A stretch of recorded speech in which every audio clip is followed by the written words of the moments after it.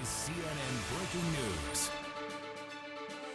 Nikki Haley will announce today that she is exiting the presidential race, according to sources familiar with her plans. She plans to address supporters in Charleston at 10 a.m. Today. With us now is Kylie Atwood. She is in South Carolina and is the person who broke this news for us. Kylie, what have you learned? Yeah, so we're learning, according to sources familiar with Nikki Haley's campaign, that she is going to announce today that she is suspending that presidential campaign. This comes after she has been running for president for more than a year, but it also comes after last night she suffered losses across the board on Super Tuesday. Her campaign saying just moments ago that she is set to deliver remarks this morning in Charleston. That is her hometown, in her home state of South Carolina, at 10 a.m. So we will watch to see that speech from her. And I do want to point out that last night we heard from the campaign spokesperson thanking the Americans who have voted for Nikki Haley, saying that there are millions of them, and also pointing out very clearly that in Nikki Haley's perspective, there is still not unity within the Republican Party, saying that there are a large block of voters, Republican primary voters, who don't stand with Donald Trump, making it quite clear in that statement that Nikki Haley is not poised, at least at the time that they sent that statement out, to endorse the former president. So we will watch to see her language surrounding that today, as this makes it very clear that Donald Trump is now set to be the nominee of the Republican Party. Kylie, I know she didn't have an event last night around the events. Can you talk a little bit about kind of what the mood was among people you were talking to last night as they were trying to decide what to do moving forward? And I am interested in this question, too, about what she decides to do about an endorsement, if, you know, not now, perhaps later. What else do you know about kind of any timeline on something like that? Well, listen, yesterday we weren't hearing a lot from the campaign at all. And Casey, you've covered campaigns for long enough to know that that's pretty telling. Of course, there were no public remarks that Nikki Haley had scheduled. There weren't any campaign events that she had scheduled beyond Super Tuesday events that happened in Texas on Monday. So it was clear that they were really focused in on the results last night to determine the future of her campaign. And obviously, as they tabulated everything that was coming in, it was clear enough to them that they felt that this was the moment for her to bow out, not to continue campaigning on. Now, when you talk to campaign officials, they also said that there was a sense of jubilation among the campaign last night, that they were happy warriors, that they were feeling good. I do think that Nikki Haley's campaign feels like she did what she set out to do, which, of course, you know, not becoming the nominee is not ideal. She wanted to be the nominee of the party, but she did set out to try and make the case that there is an alternative pathway forward for the Republican Party here. She truly believes that there are principles that the Republican Party should stand for that Donald Trump does not stand for, and she made that case incredibly clearly throughout the entire course of her campaign. Just last week, she was campaigning in more than 10 states leading into Super Tuesday, even though they knew that the stakes were going to be incredibly high, that the odds were incredibly low, that she was actually going to be able to clinch the nomination. She was still out there campaigning, making sure that Americans who wanted an alternative to former President Trump had an option that they could choose in her. All right, Kylie Atwood, thanks very much for your great reporting, for being on top of it for us this morning. Really appreciate it. Our panel's back with us. And David, let me just put this question to you. Is this the right call for her to get out right now? It is. Look, in presidential politics, there's nothing more difficult than talking to a candidate and ending a campaign under these conditions. But it's the right decision for her. It's the right decision for the party. The bigger challenge, I think, was alluded earlier, was what does she do in regards to Donald Trump? I would be surprised if she endorsed him today. But I believe between now and our convention in Milwaukee, she will.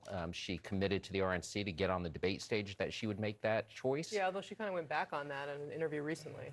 If you want to have a future in this party, fair or not on the presidential level, she's going to have to get behind the nominee. And that's another calculus her and her team are going to have to make, maybe not today, but in the weeks ahead for sure. So what do you see here? She's already said thus far that she couldn't bring herself to support the other leading candidate, right? That being President Biden. This is somebody who worked for President Trump, too. Sometimes I feel like that gets lost, a bit in this fast-paced election season. She is somebody who worked in his administration as well, so that's immediately what I look towards. But I think you're right. This becomes the immediate pressing question now.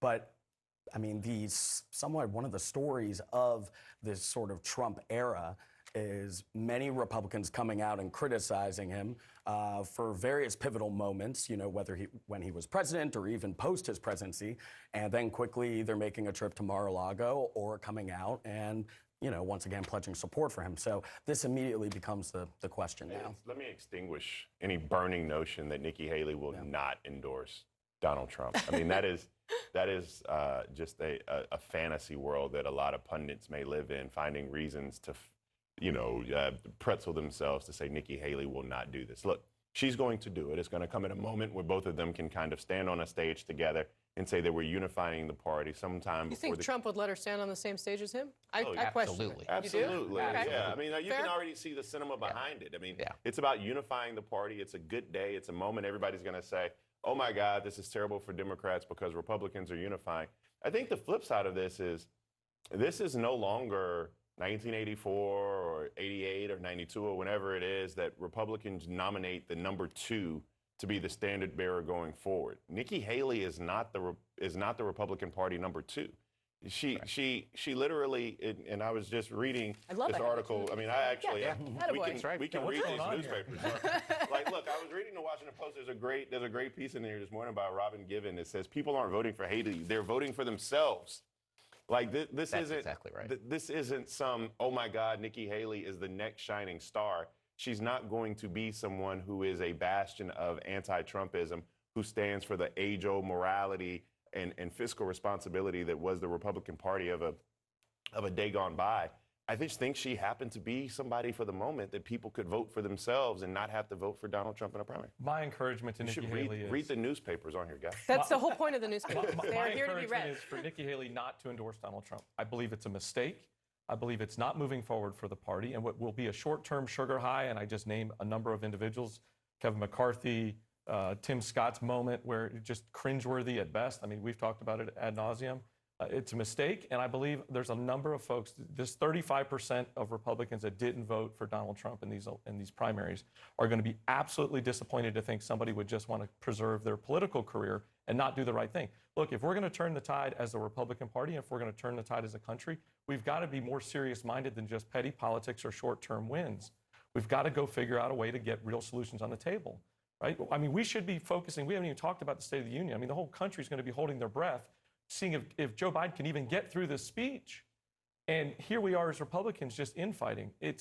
I would encourage her not to. She's done a great job. She's worked hard. She's put a great message, and she's certainly achieved a number of goals along the way. No, I mean, I just look at your former candidate, Ron DeSantis. I mean, what's the first thing he did? I think the quote was, you rather eat the S sandwich now, and he did it, and it was lukewarm at best. I mean, he's still been a thorn in Donald Trump's side. The campaign is still holding it against Ron DeSantis, but he went ahead and did it. Nikki Haley, if she's going to do anything, she's going to put her political career and self-interest first. She might have done something noble for the Republican Party during this campaign, but I believe it's back to Nikki Haley of old. Yeah.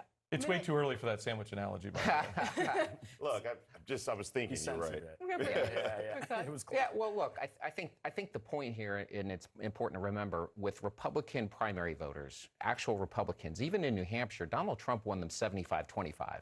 So what Nikki Haley's done is relied on a lot of crossover Democrats and independents, whether that was in Iowa to a degree, certainly New Hampshire, but we even saw it in South Carolina and a bit yesterday. And so if she wants to have a future in the party, she has to play within the party parameters. And if she doesn't and wants to lead a movement outside of it, that's her prerogative, but it's going to be very lonely out there, both from a donor standpoint and certainly from an electoral one. Yeah, I mean, I sort of see that in some ways she has boxed herself in. I mean, she's learned the power of, the grassroots fundraising that comes from opposing Donald Trump. She's clearly leaned into attacking him in ways that she certainly wasn't comfortable doing at the beginning. I do think if you're going to argue, hey, this is my political center, I mean, she's got a serious turn to make if she's going to endorse Trump.